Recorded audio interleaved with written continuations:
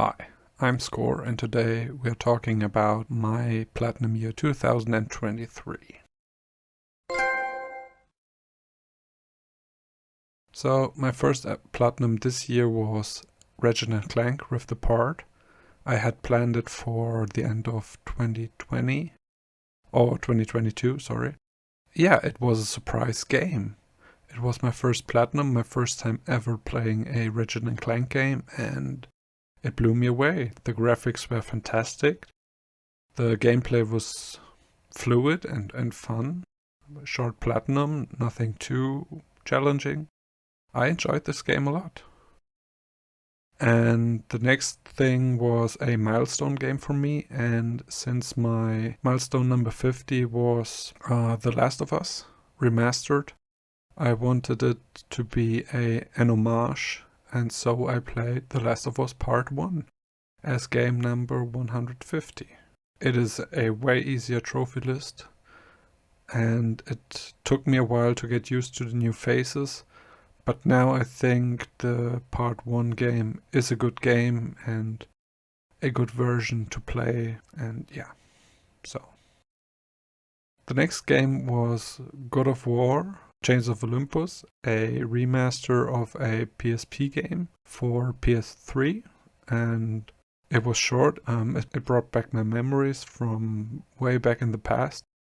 God of War was one of the first games I played on my PlayStation 2 and on the PSP, and so this remastered was quite fun. A bit challenging, but not too challenging, and I really enjoyed it. Next game was The Medium. It's a short Platinum with a cool concept. It turned out to be mediocre, I'd say. The atmosphere is great. The ending was confusing, but yeah, short and sweet Platinum. I'm not sure if I would recommend it, but it is not a bad game. Alright, the next game is The Gardens Between, and I was a bit disappointed after I finished it, because, I don't know, I expected a little bit more. It has a cool concept, cool puzzles. The Platinum is super easy.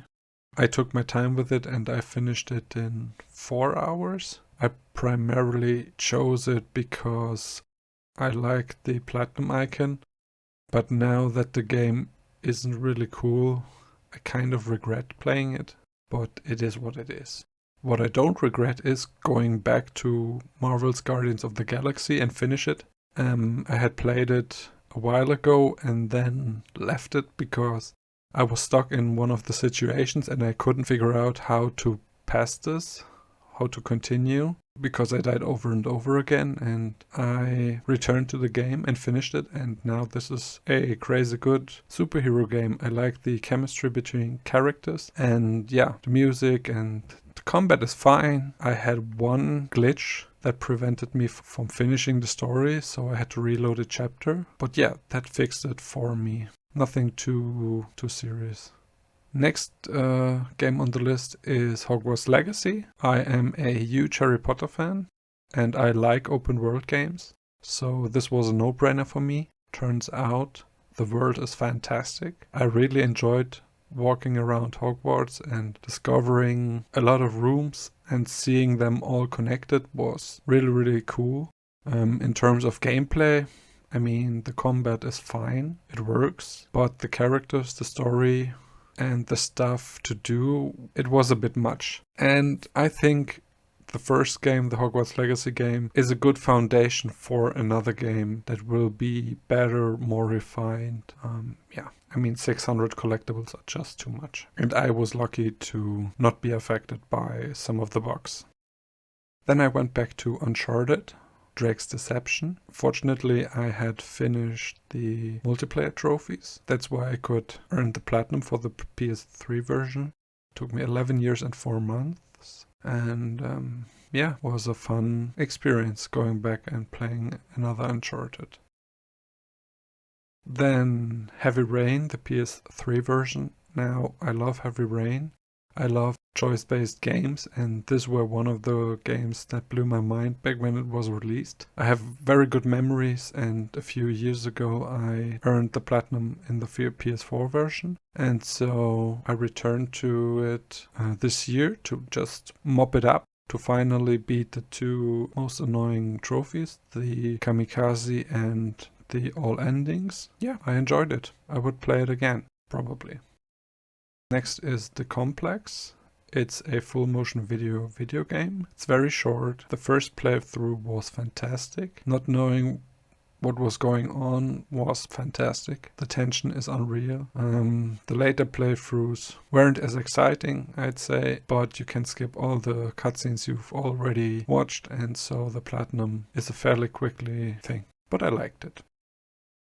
Next game on the list is Celeste. I played through the story without the assist mode, but after that I had to switch to assist mode because, oh my god, the game is insane, and I'm so thankful for the developers that they put in some kind of easy mode, because that way I could experience the narrative, and it is a cool game. I like the themes it deals with and how it deals with the themes and topics, and Celeste is a cool game. After that, it was Tomb Raider Underworld. This game is in a collection for PS3. It has Underworld, Legendary and Anniversary, and this was the first I played this year, Tomb Raider Underworld. It's a fairly easy platinum, and I enjoyed my time with it. It has that old school feeling, and old school Lara is really cool, really fun. I enjoyed it. It was a blast from the past. Then on 12th of April, I finally went back and finished God of War Ragnarok. I had abandoned a bit after the story because I wasn't that satisfied. Yeah, I went back, and I must say the side stuff is not bad. I enjoyed exploring the world, but it also wasn't mind-blowing, and so it is a fine experience. Yeah. After that, I decided to play Spider-Man Miles Morales, and I was surprised by it. To be honest, the first Spider-Man game wasn't my cup of tea. It has amazing swinging, the combat is fluid, and the world is cool. But overall, I did not like Spider-Man. But Miles Morales really surprised me, and I want to play the Spider-Man 2 game that has come out. So thank you, Miles, for reintroducing me to the Spider-Man games. Next on the list is Dredge.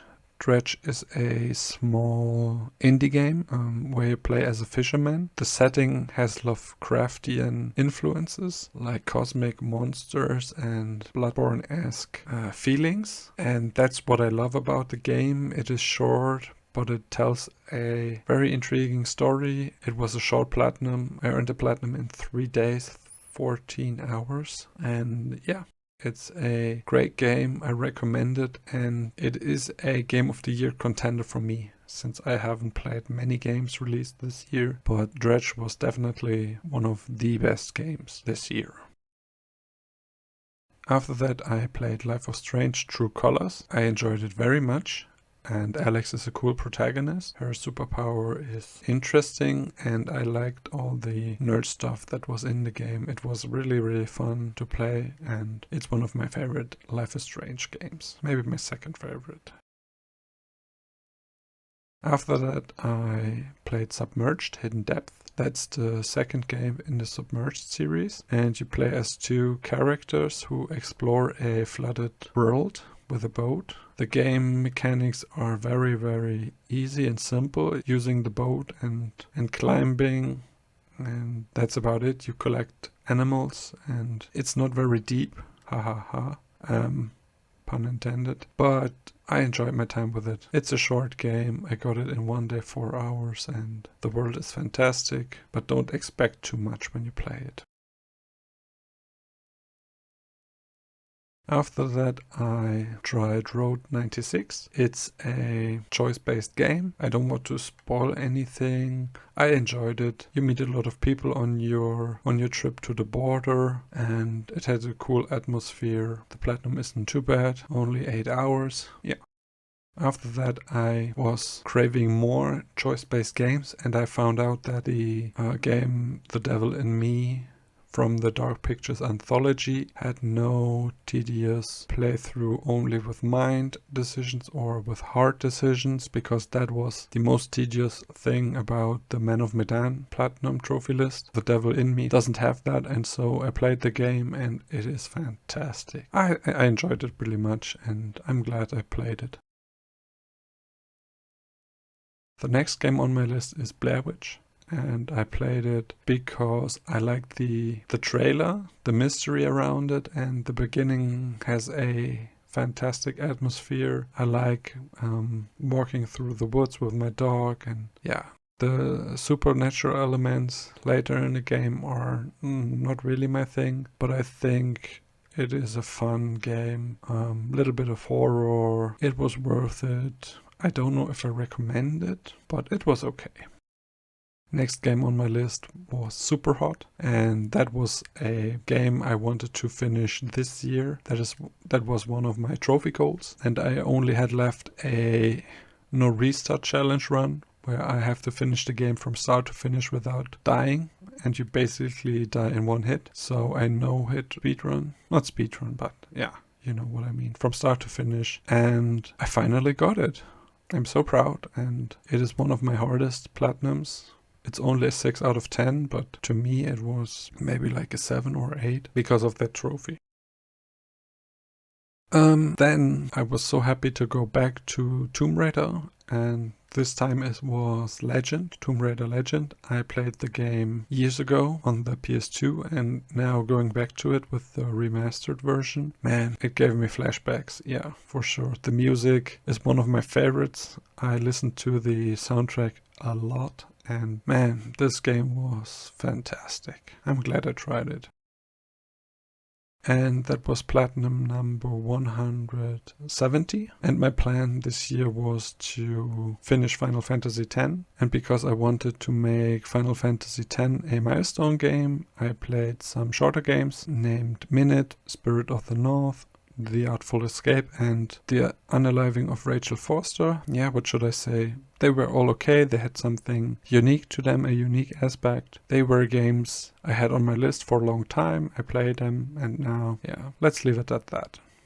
And then the big moment. I finally added the Final Fantasy X Platinum to my collection. That was a huge milestone, a huge thing. The endgame grind nearly broke me, but the game is so worth it. I experienced it from start to finish for the first time. Yeah, I'm so proud of it. It was a fantastic experience. A game from my childhood, which I had only played at a neighbor's house. From the 2 to 3 hours I played it, I was hooked, and it never left my memory. And yeah, I'm so glad this game is now in my collection as a milestone.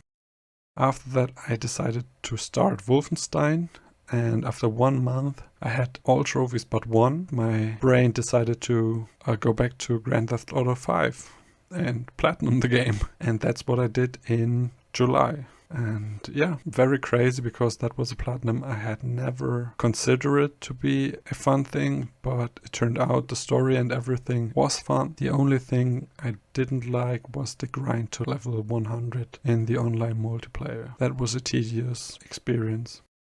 But after that, I returned to Wolfenstein 2 and finally got the platinum. Yeah, I know I've talked about this a lot, so I keep it short. If you want to beat the game, I have a guide on my channel, and I have a video about my journey with the Mein Leben trophy. Check those videos out, and now I'm gonna shut up about it. The next platinum was Dying Light 2, a game which I thought I would like more, and it has a fantastic world, and yeah, the parkour elements are great. But on release, the game was so buggy I had to leave it, and I returned in September, and the end game wasn't fun, to be honest. The 2 trophies that broke me the most were the missable collectibles. I had to do another playthrough to get them because I had missed them on my first blind playthrough. And then there was one trophy called Ultra Marathon, traveling 960 kilometers. And after my 2.5 playthroughs, I had about half, and so 50 hours of running in circles with a rubber band were the last trophy, and that was not fun. Developers can go to hell with that. I don't know who thought this was a good idea. It ruined the experience for me, and yeah. Then October, I had planned the Resident Evil 4 Platinum, but Resident Evil wasn't ready in time, and so I watched a video from my good YouTube buddy Mode47. He's also a trophy hunter, check him out. He suggested that I play and try and play Carrion, and Carrion is a short game. You play as a monster, you have to escape and break out from a laboratory. And the game is fun, the combat is great, it feels satisfying. The missing map is a bit frustrating, to be honest. That's a big minus point, but the rest is fantastic. Carrion is such a great fun little game, super atmospheric and short, and I really enjoyed it. Thanks Mode for recommending it to me. And finally, in November, just in time, I finished Resident Evil. Initially, I had planned a video about Resident Evil 4 Remake, but then problems started to appear. Not only really bad technical problems, but also personal problems. And that's why I scrapped the idea. But if you still want me to make a video about my time with Resident Evil 4, let me know. If you like my content, leave a like. And how was your year of the Platinum? Let me know in the comments, what are your top 3 games this year? What are some recommendations? Yeah, if you're a trophy hunter, watch this video next.